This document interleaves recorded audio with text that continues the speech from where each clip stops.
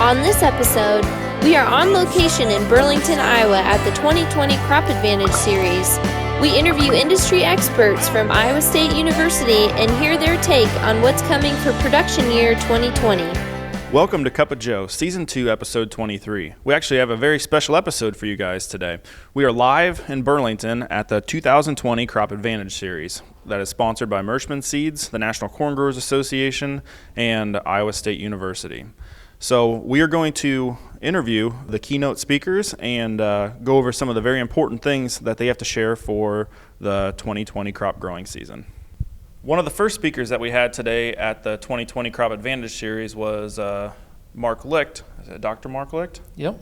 It's Dr. Mark Licht, and his main speech that he had kind of revolves around, does planting date matter? So with the unusual year that we've had this year, can you kind of touch on, you had a lot of slides, a lot of graphs on, does planting date truly matter? Yeah, and so the moral of the story is, cutting right to the fall is, it does matter. Planting date's probably more important on the corn side of things. Corn's more sensitive than soybeans to planting date. But there's a lot of things, from planting to harvest that make a pretty big difference in kind of what that sensitivity and what that type of yield response is going to be. And so one of the big things that we generally think about on the corn side of things is that it's a temperature-sensitive crop. And so when we have planting delays, that just delays pollination. It delays, all the growth and development stages clear out through reaching maturity. And so when we look at that, it's a matter of when are we having that corn crop in the grain fill stages, because that grain fill stage is really quite important, in determining yield potential. And this year when we had a later grain filling stage occurring, it meant we also had a change in the type of radiation that the crop was intercepting.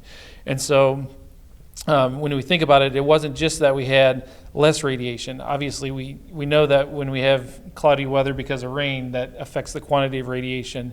But the other part of that is that we had shorter days. So if we're grain filling in July, August, early September, we have more time per day for grain filling versus if we're doing our grain fill in August and September, we have shortened that period. And then we have the quality of that grain fill, the quality of that radiation changes dramatically considering the angle of the sun. So filling in July and August, the angle of the sun is higher in the sky, so we have better quality radiation versus if it's in September, that angle is a little bit lower, it reduces the quality that we have. And so that really does impact where we're at as far as that the solar radiation impact on grain fill. Gotcha. One of the interesting things that you talked about in your discussion that you had this morning was yield potential based on your planting dates. In Iowa State, and you have taken a little bit different stance on a window to kind of like a certain date. Can you talk about that just a little bit? Yeah, and so the change that we're really going to is, it used to be that we talked about kind of a window that would have 95% yield potential, something like that.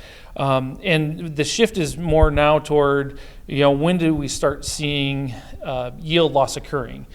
So I'll say kind of the ideal window still for corn is going to, start, right at that insurance date of April 11th. But it's going to end about the 18th of May, give or take. And it every year varies a little bit. But right around the 18th of May is when we start seeing corn yield losses increase quite dramatically. On the soybean side of things, what we find is that our highest yield potential is coming before May 20th. After May 20th, then we start getting yield losses of 0.16 bushels per acre per day. And so that's kind of the new shift, is kind of talking about when these critical planting dates are that we want to be done planting by. Obviously, we still have to think about what is the soil temperature, what is the soil moisture. We don't want to get in there when the soil moisture is too cold or too wet. That just creates other problems that haunt us as the growing season continues. Right.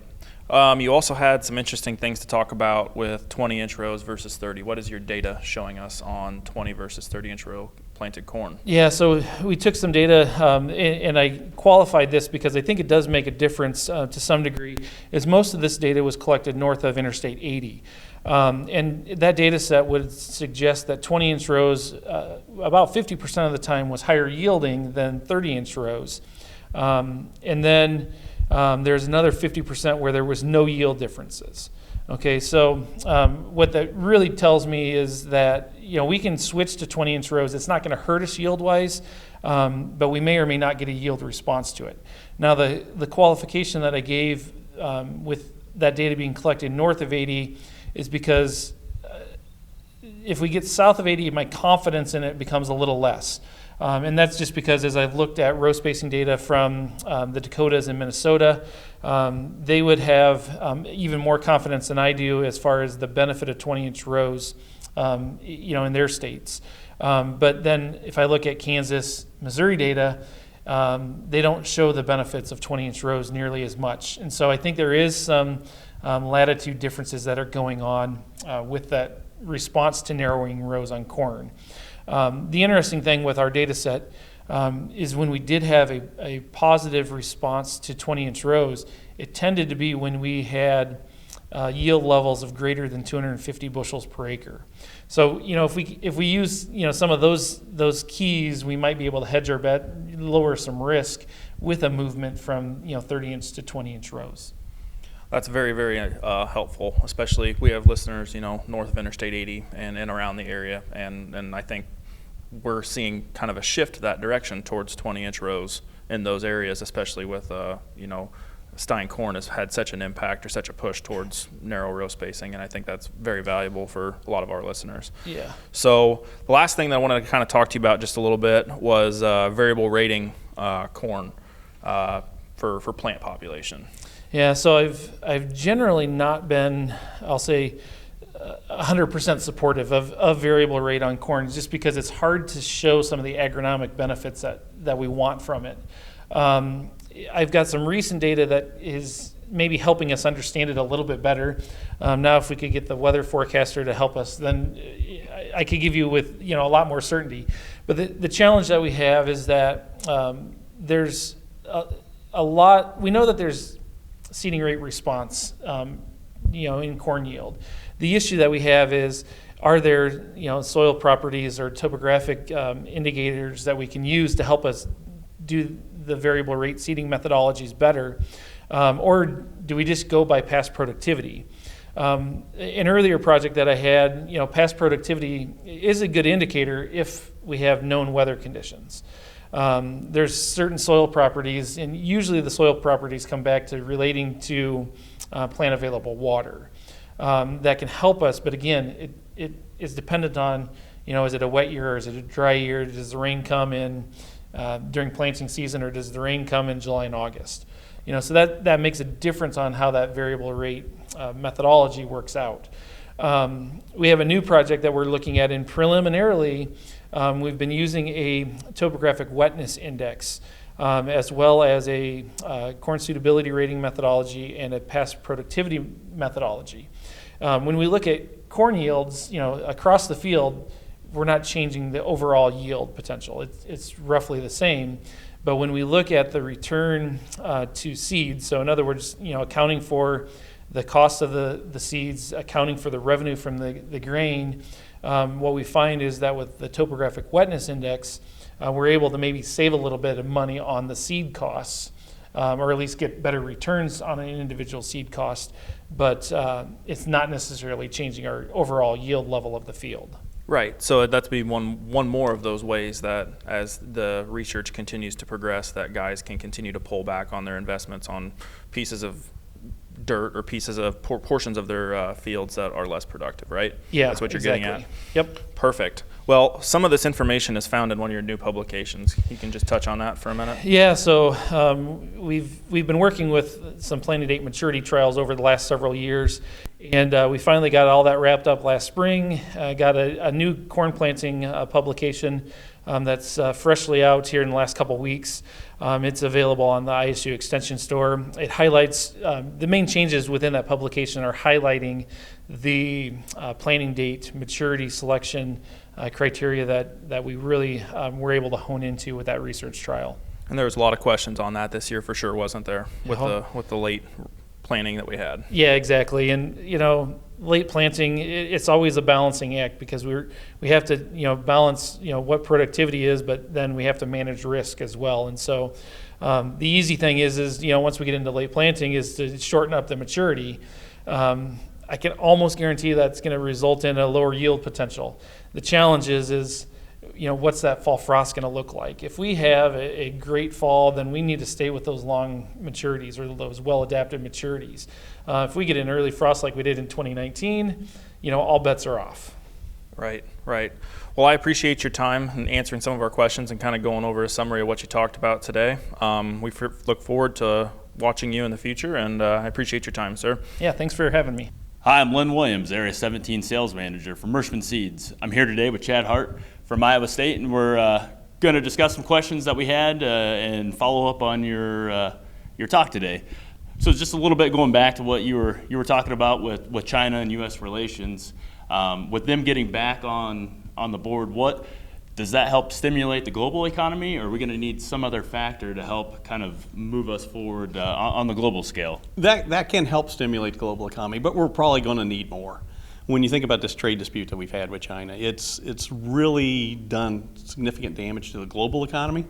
And so it's going to take some time for those other countries to sort of heal from this. We like to, I think a lot of people assume that since the tariff war was between the U.S. and China, the biggest damage was either in the U.S. or in China. It turns out, no, it's probably more damage outside of both our countries.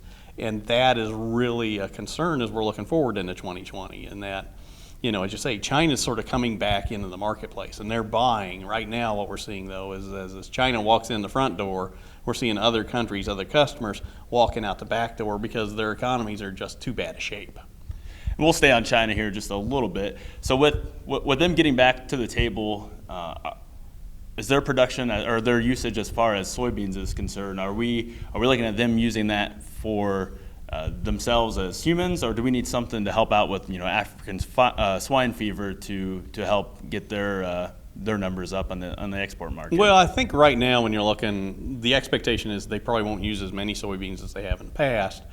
But if they can ever get African swine fever under control, they'll look to rebuild that herd. And that should mean a rebound in the long term when we're looking at the soybean side. I think in the short term, what we're probably going to see here is that they will shift probably some soybeans into food consumption, but also you're going to see China shift the products that they buy. We may see a bit more corn move in, but I think the biggest gain over the next, say, 6 to 12 months is probably going to be on the meat side. We've already seen a lot of pork. I'm going to argue we're probably going to see more beef and poultry moving into China to sort of fill that protein hole that they've got now, given the loss of their hogs. I guess with today's times, the big story is the Persian Gulf bombing now that we had with Iran. Is that something that's going to help us on the ethanol side of things, or is it something that we're just so used to having problems in the Middle East that it's tough to get for ethanol to get a foothold in the market and to take off? Arguably, the uncertainty there, what's happening in the Middle East should help the biofuel markets because it is pushing oil prices higher. And let's face it, as oil prices go higher, that gives biofuels more room to compete in the fuel marketplace. And so when you think about what's been happening with ethanol over the past especially couple of years, oil prices have been fairly low, at least, in the 50s. And that's been a problem because that means that's keeping gas prices really low, which means ethanol prices have to remain low in order to compete. With this uncertainty, with the bombing, we have seen oil prices jump at least a couple of bucks. That means we'll likely see gas prices rise, which gives ethanol some room to move up. And let's face it, as ethanol moves up, corn tends to follow. So since we're talking about biofuels here just a little bit, is the global economy moving forward, does biofuels play a bigger role in that scenario, especially when maybe we get China to be more environmentally conscious, or India and of those natures? Is there an emerging market, I guess, for that product, or is that something that we're still maybe a long ways away, or maybe even it's going to bypass that completely and move on to something else? It won't bypass it completely, but it's one of these deals that we had been seeing that before. You think back from 2012 to basically 2018, and we were seeing rising ethanol exports, and it was mainly to the developing world. And so it goes back to global income growth. As people's incomes grow, they tend to spend that money to improve their lives, and one of the easiest ways that folks in, let's face it, the developing world improve their lives is they improve their ride. And oftentimes that means moving from walking or bicycling to a motorcycle or a car. So we had been seeing growth in the fuel market. Well, now with this trade dispute and, like I say, the drop in that global income, now we're seeing that sort of fall off. And I think one of the biggest concerns you mentioned here is that, okay, is there new technology that can take place here? Well, we've seen some of that. We've seen more electric cars on the roads, not only here in the U.S., but we're seeing it more globally. We've also seen, let's face it, the fuel efficiency in our cars over the past several years change. So we're not having to use as much fuel to travel around as we used to. And also, I'd say technology, like these podcasts, things like this. Technology has made it where instead of traveling somewhere to necessarily see somebody or get some information, I can just go on a computer, get it on the web. I don't have to, therefore, use the fuel in order to gather certain things. You can think of it, you see the same thing like with the Christmas season just now ending now. Think about, it used to be it used to be this big deal. You would go into town, you went to the mall, you went Christmas shopping. Nowadays, what do? You wake up, you fire up the computer, and you go to Amazon. And then Amazon delivers those gifts to you. Well, that's taken out that trip going to the mall and back. And so we have seen that change occurring globally as well, that people aren't traveling as much, or the growth in travel isn't like it used to be. And so I think longer term, there are big concerns here, not only for the biofuel market, but I'm going to argue the overall fuel market. The oil industry is definitely concerned about this as well. We've been told that the U.S. soybeans has had an advantage in the protein and oil contents. Is that something that's still holding true today? Especially like over South America or some of these other emerging soybean markets. Are we still holding an advantage over that? And is that something that the global players take into account when they purchase soybeans as well? Is there any kind of a balance with that? There's a balance with it, and it's we have held we are seen as a higher quality producer. But here, and especially I'm going to give Brazil a lot of credit, they've been improving their crop over the past decade. And so that now they can challenge us in terms of quality. And so that's part of the struggle we're having in the soybean market. It's not just the tariffs with China, it's a lot of other things happening. The globe is growing more beans than ever before, and other countries are starting to catch up to our quality specs, so that we do see more competition when we're looking out there in the export place. Talking to some guys, especially along the river, we've seen a lot of positive bases around, and that's something that we're just not normally seeing. Is that something where it was a niche market or a niche problem in that market, or is there something that maybe some people are seeing, broadly, where they took advantage of a price point and they're going to hold on to it for a while, or is there something else at play that they were able to offer a positive basis? Well, I think when you're looking at basis levels, it's not a niche. We're seeing this across a lot of the Corn Belt, especially this year. It really started for a lot of folks about 6 months ago. Basically, if you think about it, the planting problems that we had in 2019 created concerns about, is this crop, one, going to make, and two, what's the quality of this crop going to look like? And so you saw end users, and specifically here, I saw a lot of action in the West with livestock feeders. Here in the East, it's been more, let's call it traditional processing, ethanol, your wet mills, your dry mills, things like that, bidding that basis up to make sure that they could capture the amount and the quality of the crop that they needed to run on.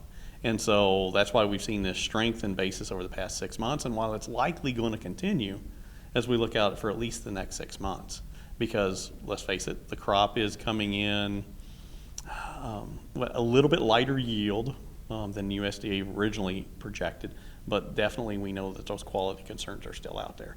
And so in order to chase that, if you will, chase the higher quality crop that's out there, end users are willing to bump that basis up to get that corn loose in the marketplace. Perfect. Well, appreciate your time, and thanks for visiting with us for Cup of Joe. Have a good rest of your day and a safe trip back. Thank you much. Well, it's been a busy day with lots of learning, and we appreciate everybody watching Cup of Joe, Season 2, Episode number 23. Everybody's learned a lot, and we're a lot better prepared for what's going to happen in the 2020 growing season. Thank you for watching.